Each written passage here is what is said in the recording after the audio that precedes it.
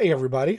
Welcome to another episode of the Soccer with Doug podcast. I want to thank you for following the site, and I hope that you'll consider becoming a paid subscriber. I'm Doug Robertson. I grew up in Atlanta. I've played soccer all over our wonderful city. You can follow me on all the social media channels, X, Blue Sky, Instagram, Facebook, and YouTube at Soccer with Doug. Today, we're going to talk very briefly about Atlanta United's 1-1 draw with Orlando on Saturday in a league match, and then its horrific 4-1 loss on Tuesday in the U.S. Open Cup, which was arguably its best chance to win a trophy in the past 7 years and failed spectacularly.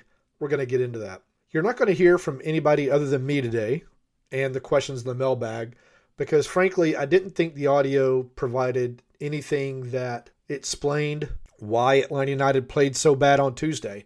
And that's the match I'm going to focus mostly on. The biggest takeaway was Gerardo Martino saying the loss was on him, but then he kind of, I thought, put it on the players, saying that he felt that the team had evolved to a point that they could try something new, which last night was a back five instead of the back four that it's used 99% of this season, and it was god-awful. But Martino said he thought they'd evolved, they could do something different, and that was his mistake, which to me is he's taking responsibility, but it seemed to me like he was also pointing his finger at the players for not executing what he thought they were prepared to do. So we're going to get into all that and kind of how Atlanta United got to this point, because there's been a lot of accusations out there on social media. I've watched a lot of different soccer shows give their takes on why they think Atlanta United has reached this point of being one of the worst teams in Major League Soccer again. I want to remind everyone who is a founding member of Soccer with Doug, otherwise known as Doug's Best Friends, that we're going to have our first quarterly Zoom on Thursday, in which it's just going to be an open conversation. You can ask me about anything. You need to RSVP to me at soccerwithdoug@gmail.com. Just in the subject line, put RSVP yes, and I will send to you the link to the Zoom. It's Thursday at 8 p.m. It's only going to be 40 minutes long. I don't want to take up too much of your time. And it's a thank you for supporting the website and supporting me. This website is my livelihood. I need subscriptions. I need revenue. So if you are a subscriber and you enjoy the content, please use your social media channels to tell people about Soccer with Doug so that I can get more subscribers.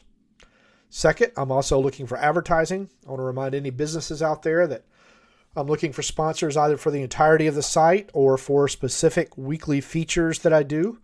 If you're interested, hit me up at soccerwithdoug@gmail.com. I have an ad rate sheet, and we could talk about all sorts of things.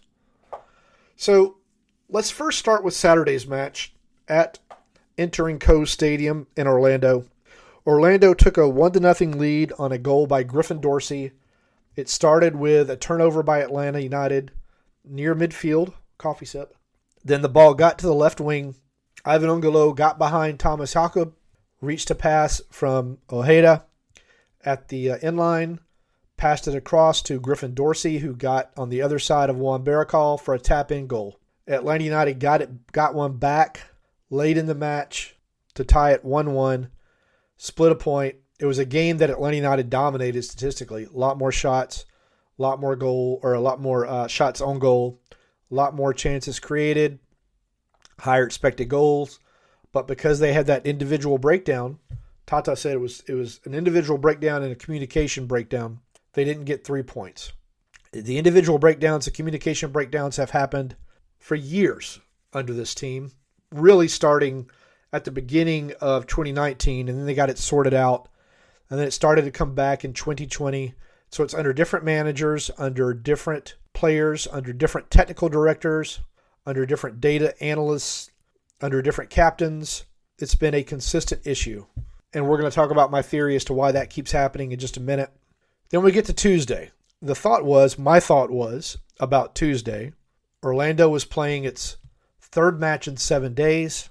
Atlanta United was only playing its second in 7 days. I presumed that Orlando would kind of sit back, try to counterattack, use its speed on the wings in transition, and try to just wait for Atlanta United to make a mistake, which is going to happen because it's what Atlanta United does defensively. Almost every game, it makes a mistake defensively. Chicago, Los Angeles, twice. Charlotte, Columbus. Just name a game, and I can tell you the mistake. Instead, Orlando came out of the gates fast, put Atlanta United under immense pressure, got a couple of corner kicks. One of those corner kicks got cycled out. The cross comes back in, and Emmanuel Latilat decides not to run a few steps with Brekalo. He gets an open header. Orlando is ahead 1-0. So in those first few minutes, when the lineup came out, I was looking at it, trying to figure out what formation is Atlanta United going to play. Because I presumed they were going to play a back four. I guessed that it was going to be Ronald Hernandez and Stian Gregerson as the center backs, Matthew Edwards as the right back, Baez as the left back, and Pedro Amador, who's a very good attacking option, as the left wing. It's actually something that I'd floated with someone at Atlanta United a few weeks ago, and they thought that it was a decent idea because Amador is a pretty good attacking threat. But as I was watching the first few minutes, I couldn't quite figure out what the defensive shape was. I was like, maybe they're playing in a back five, but that would be a really odd thing to do considering they haven't really used it this year, and they only had a couple of days to prepare between Saturday's league game and Tuesday's tournament game. And then it became clear they were trying to play a back five with Stian Gregerson as one center back and Hernandez and Amador naturally fullbacks as the other two center backs. Now, Hernandez has played as a third center back before in a back five. Amador, I think, has done it once, but it wasn't for a full game. The idea of three center backs is they stay mostly tight to each other. I don't know, within 8 to 10 yards of each other, probably. But if you watch the first half last night, you could see why it was difficult to tell what the formation was, because a lot of times Hernandez and Amador were way, way wide, almost like they were fullbacks again, like they were trying to play some sort of 3-3-3-1 type of old Red Bulls 4-2-2-2 formation. Coffee sip. And Orlando ripped that space apart. Atlanta United would commit a turnover. Atlanta United's counter pressure wouldn't happen quickly enough. One pass through that gap, and Orlando was off. They scored 4 goals in the first half against Atlanta United. It could have easily been 7. Hibbert stopped 2 one-on-ones with Thiago. Another shot hit the post. Edwards cleared a shot off the line. Gregerson cleared a shot off the line. It was the worst defensive performance that I've seen, and I've covered every Atlanta United match except for 3 or 4 in its history. Strangely, it wasn't the worst match in Atlanta United's history, or the worst half, I should say, in Atlanta United's history. It tied for second worst. If you want to know the numbers, I put them in the game story last night that I wrote. So here's the ones that tied. 2018, 4 goals allowed in the first half of a 4-0 loss at Houston in the season opener. That game was also one that featured odd lineup choices by Martino. It was the one where Parkhurst was healthy, but he didn't start, and they went with I think it was a back five. Jeff Larentowicz was one of the back five. It was an awful performance. They allowed 4 goals in the first half of a 4-3 loss to LAFC in 2019. That was under Frank de Boer. 4 goals allowed in the second half of a 5-2 loss at Real Salt Lake under Rob Valentino. 5 goals allowed in the first half of a 5-1 loss at Chicago. Now we're getting into the worst performances. In 2019, 5 goals allowed in the second half of a 6-1 loss to Columbus in 2023 under Gonzalo Pineda. And 5 goals allowed in the first half of a 5-4 Atlanta United loss to Columbus last year under Ronny Deila. So that's how bad this was. It tied for the second worst, but wasn't quite the worst. It was just visually, it was just so weird to watch. It was almost like Atlanta United was playing with a player down, like it had 10 men on the field. The back five is something that I've advocated for in the past, but it was when Atlanta United was having some trouble even getting shots on goal, and they had a week off, and so I wondered if they were going to try to switch this, spend a week drilling it, and then use it. And Tata pretty much dismissed that idea by saying they're not going to give away their fundamentals and what they're doing and their idea of play. So to see it on Tuesday, it was shocking to me. It was almost irresponsible, I thought, of Tata. And I'm not a soccer coach. I've never been, other than a middle school boys soccer coach. I played it all my life. I've watched hours and hours of it every week. I know tactics, not to the extent of a licensed coach, obviously. but just my gut reaction was this is not a good idea, particularly against an Orlando team that wants to counterattack, that wants to get wide and use its speed.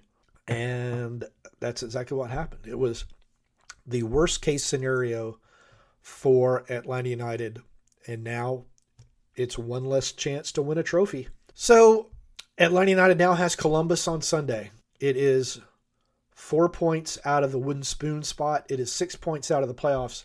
If Atlanta United loses at Columbus on Sunday, and there's a good chance it will, because it's what it's done most of this season, I'm going to be curious to see what happens more than just in the transfer window with this team. I don't think Martino will quit. I don't think that will happen. I don't think he'll be fired.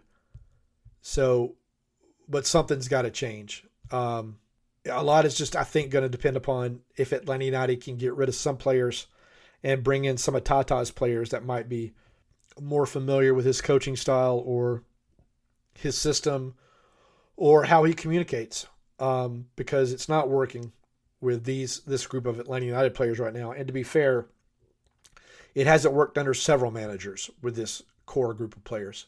So let's get into why I think that this happens. A lot of people want to point the finger at Jonathan Spector, and I don't think that they understand exactly what Spector's job is. He's not just randomly going to games and looking at players and saying, this is the player we have to sign.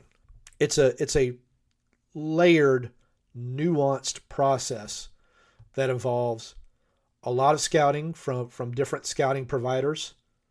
It involves data analysis. It involves video analysis. And then Spector will go and watch the player and talk to the player and try to decide if that player is going to be a good fit on this team.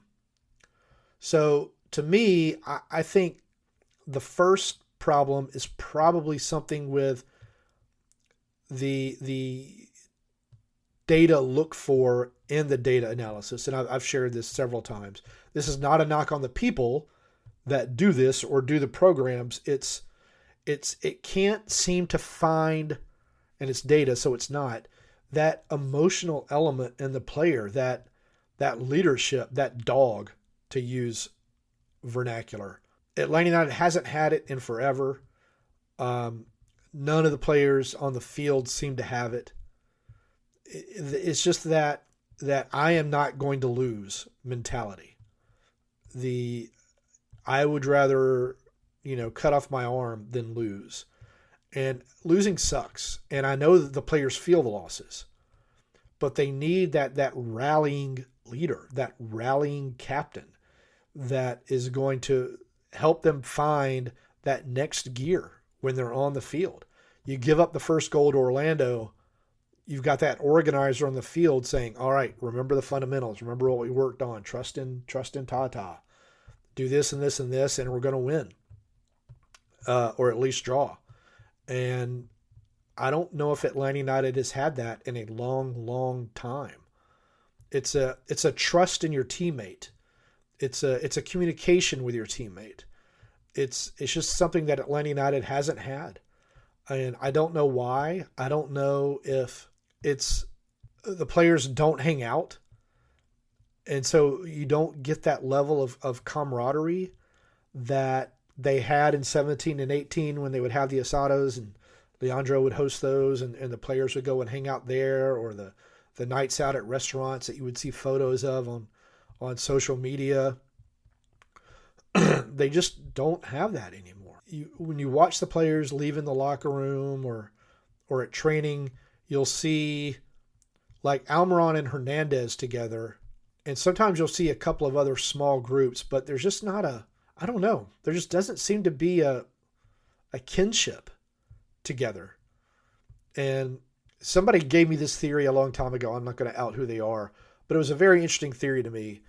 It was basically some teams kind of lost that trust and that accountability. And this is going to sound really weird, but if you think about it, when Major League Soccer started the charter flights, because before the charter flights, teams would fly commercial, they would stay in hotels, players would room together. Players knew each other. They knew their secrets. They knew if they went out, and some player did something they might not have should have done, they knew that their other player had their back. There was accountability there. Or if they did something fun, they'd have a good story to share or a good memory to intertwine. And now that doesn't happen. The players fly home immediately after the games. They still fly out the day before games. But, I've been on one charter flight with Atlanta United for a playoff game, and I can remember after that match looking at the players, and there was one player in particular, he's not on the team anymore. They were playing cards, and the season was over, and they were playing cards, and I just thought that was incredibly weird. And it kind of goes to the accountability and responsibility thing that I mentioned earlier.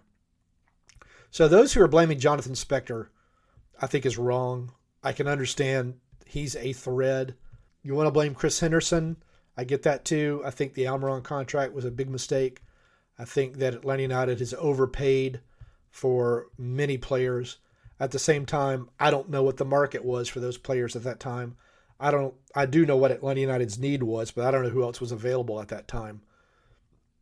So it's just important to think about the context of how these things happen and when they happen before you just start throwing blame around, especially because those who throw the blame around have no accountability. You're not being held accountable for what happens to Atlanta United. You're just throwing out, fire this guy, when it's their job. They have families. It's their livelihood. Could they do their job better? Yes, they could, obviously. But that part of this bothers me a little bit. And it's not personal. It's just I don't like to see people get fired. Now, should they be held accountable? Yes. If Arthur Blank or actually probably Rich McKay or Josh Blank decide that they've had a run and they're done, I get that too. But just to throw out after one bad performance, they need to be fired or this player needs to be cut, which I saw last night. That's just, I don't know. I don't get that. I just don't get it. So to me, the issue does start with the data models. And then it gets into, there's a difference between being a good guy in the locker room and being an a-hole on the field. And Atlanta United needs more of the latter on the field. It doesn't have it. It hasn't had it in a long time. Doesn't have Leandro, doesn't have Franco, doesn't have Jeff. Parkey could be an a-hole on the field. All nice guys off the field. And I going back into history and people continuing to live in the 17 through 19 years, to me, is not healthy, because the majority of Atlanta United's franchise career now, it's been awful. I know those first 3 years are great. I enjoyed myself covering the team, but it might almost be the worst thing that ever happened, because it was almost an aberration, it seems like now, looking at everything since then. Like Atlanta United's 3 consecutive wins this season seem like an aberration at this point, based upon the results since. And if they don't beat Columbus, the 3 wins definitely like an aberration. It's a very, very weird thing that's happening right now with this franchise. And you look at people, there's another person that loves to blame Arthur Blank and his leadership and all that. I don't know if I agree with that. I do wonder if the culture, the business culture of AMBSE plays a part in the lack of success that the Falcons and Atlanta United have experienced the past few years. If this collaborative approach, which I think is fantastic for your personal life and for some businesses, if it works for a sports team. And I'm beginning to think, and I have years of results with the Falcons and Atlanta United to show that perhaps it doesn't. That perhaps you just got to kind of cut loose and let the people who are running the show run the show. Let them just have control. Instead of having, a dozen interviews to hire a manager, let the president of the club hire a manager. The president of the football team hire the coach. That kind of thing. So it's just a lack of accountability, a lack of a dog on the field. It's a problem that Atlanta United can solve in this transfer window, but As I point out to everyone who constantly throws out sell so-and-so and sell so-and-so, you got to have somebody to buy Lottie Lot. You got to have somebody to buy Almiron. You got to have somebody to buy Moranchuk. And Moranchuk is really the only one who's sellable. Lottie Lot scored again last night, but it was at the end of 4-1. He didn't really do anything the rest of the game. He hit the post with a shot. He was also responsible for a goal. Almiron, Almiron did suffer an injury against Chattanooga. He hasn't played since. He hasn't trained with a team in 2 weeks, I don't think. So the logic is, okay, he's preparing himself for the World Cup. Well, if I'm Atlanta United and I'm paying his salary, that would frustrate me a little bit. And if the knee is bad enough that he's not training, I'm wondering what's going to happen to him after the World Cup. If it's going to require some sort of a medical procedure that's going to keep him out of Atlanta United's lineup for longer, I don't know. I'm speculating there. And so then I wonder if Almiron has played his last game for Atlanta United without people even realizing it. A cameo appearance in a U.S. Open Cup match at Chattanooga. Let's get into the mailbag. Dog's Body asks, Almiron was injured a month ago and was expected to be out 1 to 2 weeks. Considering the state of things, have we seen the last of him? I think I just covered that one, Dog's Body. It wouldn't surprise me if he has played his last game for Atlanta United. But a lot may depend upon his knee. If we don't see him playing for Paraguay in the World Cup or only playing a few minutes a game, then I think it's clear that that knee is worse than perhaps what was expected or has become worse. So we will see. Jay Riddle says, does Galarza have a clause in his contract that triggers an automatic purchase if he plays X number of matches? I would presume that he does, but the fact that Atlanta United has not announced that the loan is permanent makes me think he doesn't. And frankly, at his salary and the way he's played the past few games, it wouldn't surprise me if they just say, nope, we're turning over everything, and he's got to go. There was a play in the second half last night. Atlanta United is still down 4-0. Orlando has the ball in Atlanta United's defensive third. Orlando has the ball on the left side of the formation. Galarza is on Orlando's right, or Atlanta United's left. There's an Orlando player at the back post. He's kind of covered by an Atlanta United defender. Another Orlando player, the player Galarza should be man-marking, jogs past him and into the box. And Galarza just does not go with that player when Orlando has the ball. And I'm watching this play, and I'm telling myself, if Orlando hits a cross to the back post, it's going to be a goal because Galarza has not run to cover that guy. It was just shocking to me, the lack of defensive awareness by Galarza on that play, when he could see two guys in front of him, but I presume he's watching the ball on the other side of the field. Better call against Orlando in the league game. Several times just jogging down the field as Orlando players ran past him. He's another loanee who I don't think Atlanta United will keep for that reason. They just got to start clearing out players however they can. Eric asks, what's the biggest surprise I've had since I started Soccer with Doug? I like that I'm able to work a lot more now than I was able to before. So many things have been taken away at my previous employer that I was just kind of trying to grind out a story a day. And now I can write as many as I want to. I might be writing too many stories, some people are telling me. But I'm just trying to provide content, valuable content for the people who are good enough to subscribe to Soccer with Doug. And you can subscribe by going to soccerwithdoug.substack.com/subscribe. I'm saying that because I'm going to make this entire podcast free today. $8 a month. If you want to be one of Doug's best friends and get in on Thursday Zoom, it's $150 a year. It's more than 100 stories a month about Atlanta United and Major League Soccer and the United States Soccer Federation. I've got lots of cool stuff planned upcoming for the World Cup. I hope that you'll consider subscribing, and I hope that you'll tell your friends. So, I mean, there's some other things, Eric, that are the biggest surprise.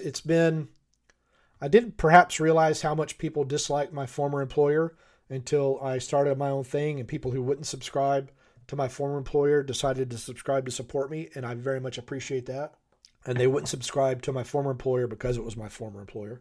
I didn't really understand that at the time. I don't understand it now, but it's your money and your choice, and I respect that. You know, there's been some negative things, too, that I've realized that some relationships that I thought were good were more transactional, and that's been disappointing. But that's okay. It is how it is, and I understand that. I wish I could say that I've treated everyone I've come across fairly and done my earnest best to keep up with what's going on in their lives, but I haven't. So I can't point a finger really and hold a grudge about anything like that. But I'm very much enjoying myself. I do need more subscribers. This is my livelihood. I want it to be my livelihood. So, I'm pleading with y'all to tell your friends who aren't subscribers, but who are Atlanta United supporters to subscribe. And, look at everybody else's websites too. They do good jobs. Rob has sent me two different emails. I'm going to read the second one first. If the team is looking for a silver lining, it's fair to point out last night's loss cost the club nothing in the league table. The team is only 6 points out of the playoffs. It's a winnable Columbus match on Sunday. It would send the team into a break on a good note. And Lati Loth got a confidence boost from his late goal. Yeah, all that is true. Except it was a 4-1 loss. It was a horrific defensive performance. It was a useless goal by Lati Loth. The Columbus game, I guess, is winnable, but they've just changed managers. They're going to have a new manager bump going on. And the way Atlanta United's players looked in the first half last night, I don't want to say they quit on Tata, but they clearly did not know what was going on the field or what they were supposed to be doing. And that could result in bad things, and we won't know until the Columbus game on Sunday. But if Tata loses the locker room, and again, I'm not saying he has, then Atlanta United is not going to have any choice but to make some more massive moves. And if they have to change Tata, then I think Chris is gone. Mauricio Culebro, Rich McKay, they won't have any choice but to do that. Now, I'm not saying that's going to happen, and I'm not saying that's what I think happened on Tuesday. But we won't know really until the Columbus match on Sunday. If Atlanta United comes out and plays well, then everything is going to be fine with Tata and perhaps Chris. If they come out and they look as flat as they did against Orlando on Tuesday, then I think there's going to be something happening next week. That's not reporting, that's speculation.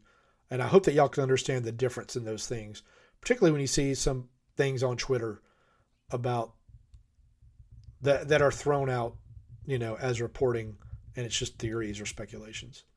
Rob's second question, and the one we're going to wind up this podcast with, is which 6 players would I build the club around? It's an interesting question, and frankly, I had a really hard time figuring out 6. So I'm going to look at the roster and I'm going to go through it like this. You want a strong spine. So I would start with Cooper Sanchez, Jay Fortune. There's 2. Homegrown Santiago Pita. That's 3. Matt Edwards and Dominic Chongquai at fullbacks. That's 4 and 5. And that's it. I want to see how some of the homegrowns for the 2s or the U18s play. Guys like Pita. Some of the guys down there that are playing well. That's I would do 5 out of the 6 and then wild card on the second one. Everyone else I don't think has done enough to really warrant consideration. All right, that wraps up this podcast. As always, you can find me on all the social media channels at Soccer with Doug. I've got a book coming out. It's not about soccer. It's about golf. It's a fiction book. It's called Trouble with the Green. There should be a pre-sale for it coming up soon. If you're interested in reading, it's adult humor, so you'll know. There's sex and drugs and stuff in the book. Don't want anyone to be surprised. It's in the vein of Carl Hyacin or Dave Barry, that kind of humor, that kind of writing style. We've got our big first quarterly Zoom with Doug's best friends, who are the founding members of Soccer with Doug, on Thursday. If you are interested, please RSVP to soccerwithdoug@gmail.com. And again, please, if you have friends who are Atlanta United supporters and who aren't subscribers, please use your social media to tell them hashtag Soccer with Doug or Soccer with Doug. Tell them to email me, and I'll send them a link for subscriptions. Thank you very much. And as always, hug your loved ones, communicate with your loved ones. Let's take care of each other.